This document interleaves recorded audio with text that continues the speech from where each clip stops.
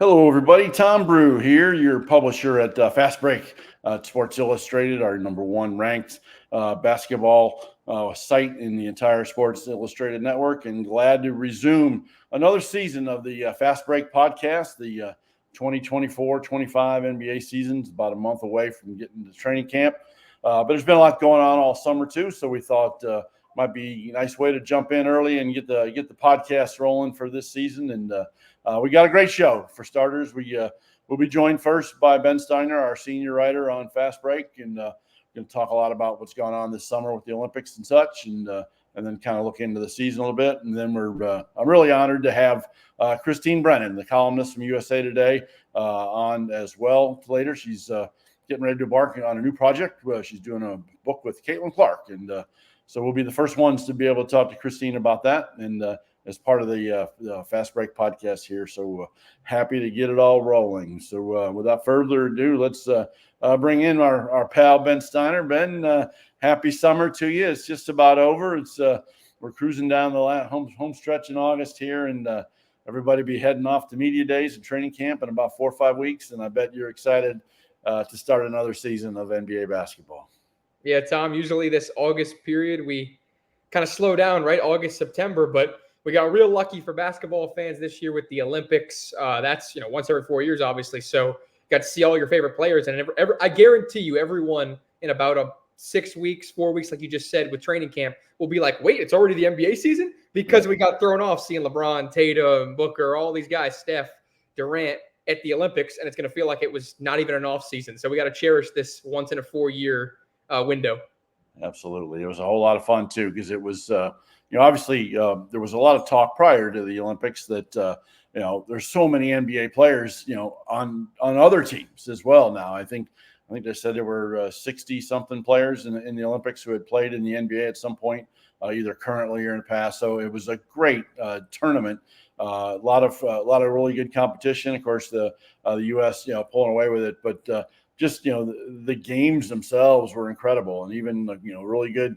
When we got to the knockout round, really the U.S.-Serbia game was a blast. And, of course, the U.S.-France final, that was something else. That was basketball at its finest. And, Steph Curry and, the way he played down the stretch was awesome. It was just one of those things you couldn't miss. And it was one of those things, too. I was glad I recorded it because I've watched that game about 4 times now.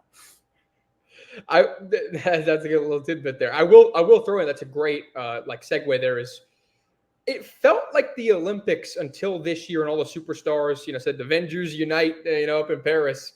It felt like the Olympics had kind of lost a little bit of steam for basketball fans. I don't know if you felt the same way I did, Tom, like with the COVID year, even 2016, it felt like the steam was coming out. Like when I was a kid, I always reference 2012. I used to be like, my girlfriend's a basketball fan. I used to be like, but 2012 was, I always tell her, like, but you didn't follow basketball back then. 2012 was amazing. LeBron, Kobe, Durant, Russell Westbrook. And I felt like these last 2 Olympics, kind of the air had come out of the balloon a little bit where it was like, yeah, but it's good players. But it's like not everyone was showing up. Steph had never done it. LeBron hadn't been there since 2012. Durant was there, but it just didn't feel like it was the same. And this year, like you're saying, you recorded it, you've watched it 4 times. It felt like we got some mojo back for Team USA. So I think people are really excited now for 28 with Booker and Ant. And it really is a positive sign. I think absolutely you're right, because it's I think obviously COVID and then having to wait a year in Tokyo kind of threw all that off, and there were a lot of guys not sure they wanted to play or not. I think it was an event, but it wasn't like the events, and this very much became that. And certainly with the men and the women's both, with it being U.S.-France finals in Paris, all that stuff, I think, it made it had that NBA finals type feel. It had that NCAA Final Four one and done type feel. I mean, that was awesome. And then just, U.S. versus France in Paris, crowd going nuts, close, tight games. And, we saw it all, and obviously LeBron was really, really, really good the last couple of games. Durant hit a bunch of good shots, and then, Steph Curry, man, what can you say? It's like, I have always said, just being a Chicago guy and growing up, in the Michael Jordan heyday and being part of that every minute. Michael Jordan's been my all-time favorite player to watch for years and years and years. But I tell you what, Steph Curry, he might very well be second on my list right now because he's just, obviously 4 NBA titles. He's been incredible to watch in the league. But, what he did down the stretch in that game, that's exactly why we all love Steph Curry so much, man. He just put on a show. His career in a weird way, because I'm in agreement with you too. He's never been my like number one as a kid favorite player, but he's always up there, right? Like he's second favorite, third favorite, just like you said, right? Like he's always up there. And I think it's almost like his career is like this, the superstar career is like this cat with 9 lives. Like what I mean by that is that every time someone tries to poke a hole in the narrative that he's not a LeBron, a KD, because when KD came there, that kind of hurt the narrative a little bit of like him winning the championships, and the last couple of years have been tough. Every time they try to poke a hole, he comes back stronger. What I mean by that is, okay, so KD leaves, they struggle for a couple of years, and then they win the 2022 title, right? Out of nowhere, right? No one thought they'd win the 2022 title. And then it's like, he's kind of the Warriors are falling off again. It's like they didn't make the playoffs last year. And what does he do? He struggles in the first Olympic Games. Oh, look, he's not playing well. And then he won he won the gold medal for them. I mean, there's no way to slice and dice that. I think that he should have been MVP. I mean, LeBron obviously was deserving, but I mean, I think Steph should have been the MVP. So it's just he always comes back stronger whenever you try to poke a hole in that narrative. Yep, absolutely. And Steve Kerr is coach for the Warriors.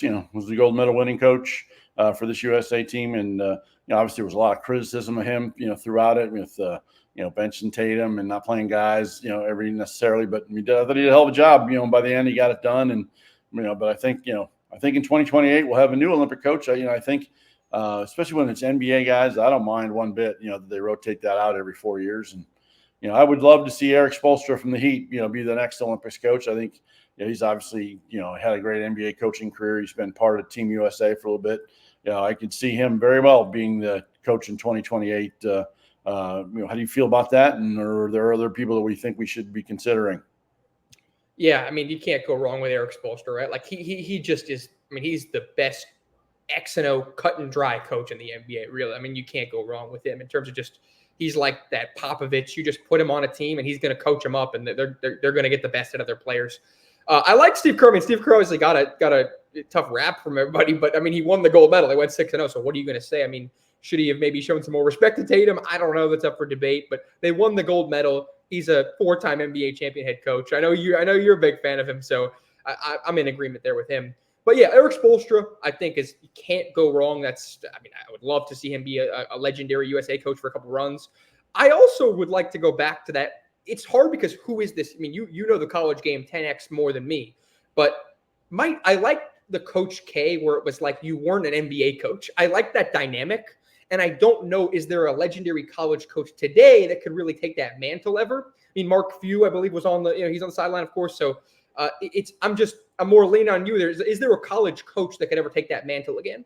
Yeah, I don't know. I don't think so. I mean, obviously the closest thing now, because he chose to stay at UConn, is Danny Hurley.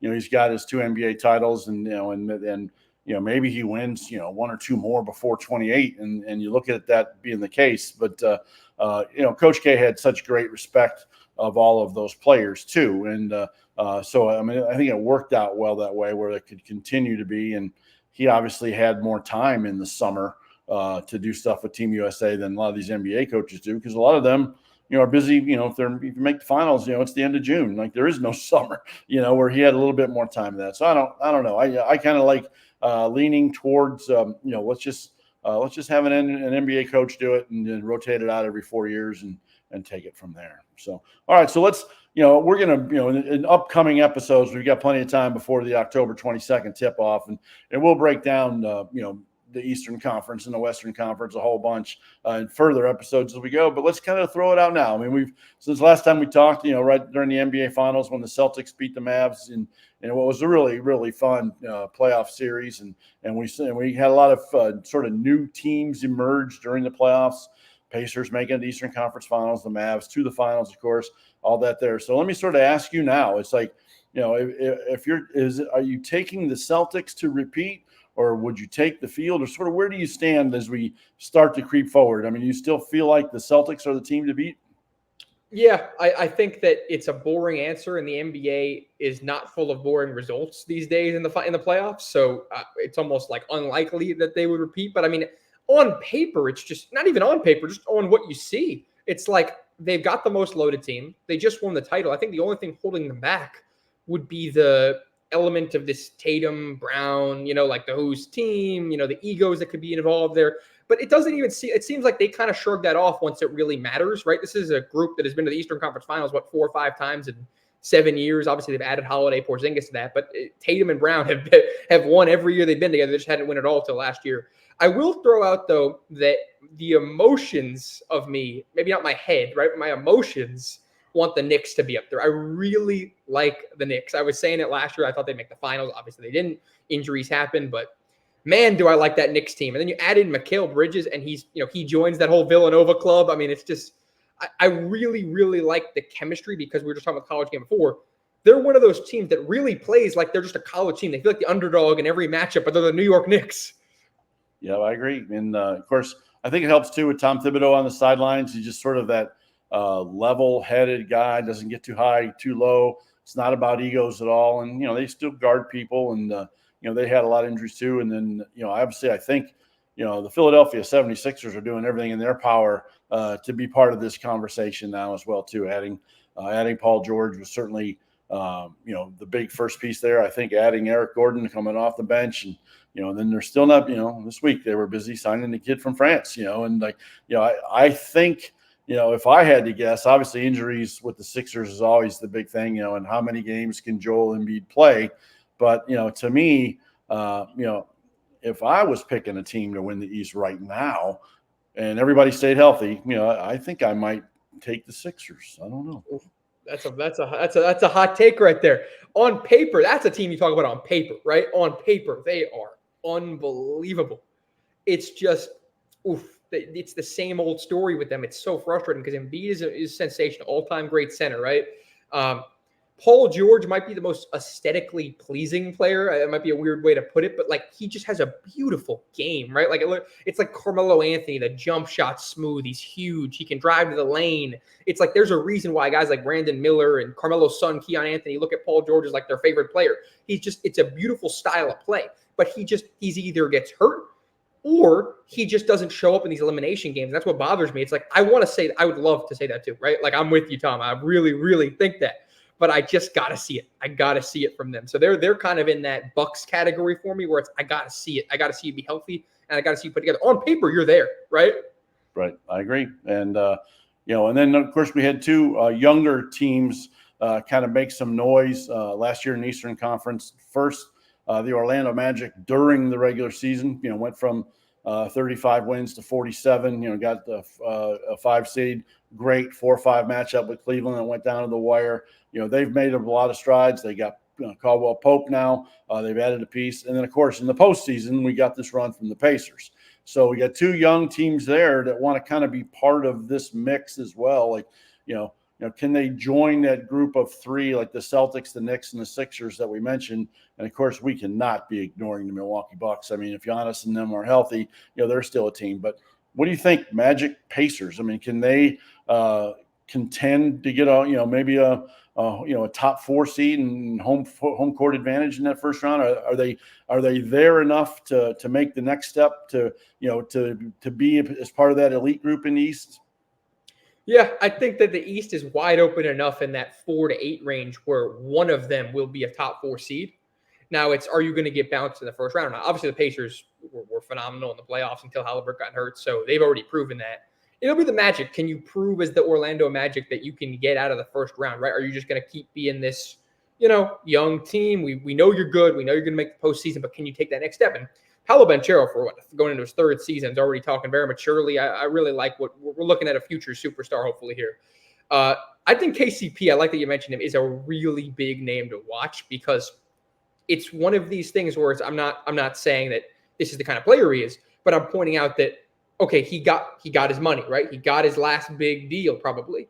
Is he going to keep that foot on the gas and be what they need? Or is it not even that he's going to not try or something. I just mean it's psychologically, right? You put it all out there, right? You're 33, 32, 34, and this could be your last big deal is, okay, are you going to be that player, though, you were in Denver, in Los Angeles? And I'll be very curious to see Is he going to elevate his game? Is he going to be the same? Maybe is it going to drop off a little bit? Maybe more injuries start creeping up. That's what I really, really want to see. They had to do that. The Magic had to do that signing.